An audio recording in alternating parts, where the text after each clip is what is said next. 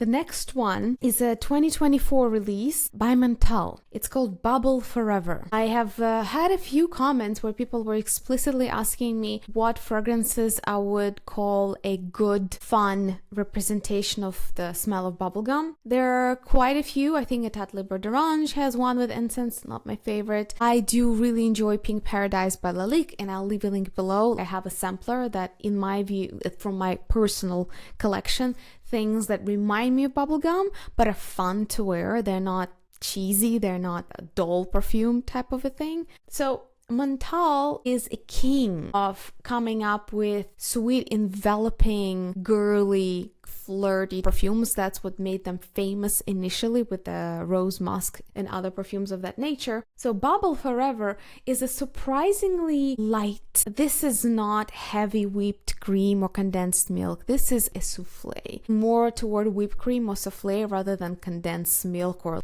a pound of various syrups. In their own words, they pretty much combine a bunch of floral ingredients in order to reconstruct this bubblegum scent. Bubblegum Forever is a fine example of how food industry influences fine perfumery.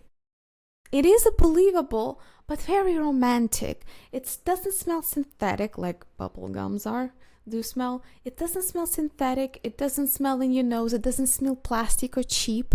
It's this vivacious, flirty, fizzy powder in the air.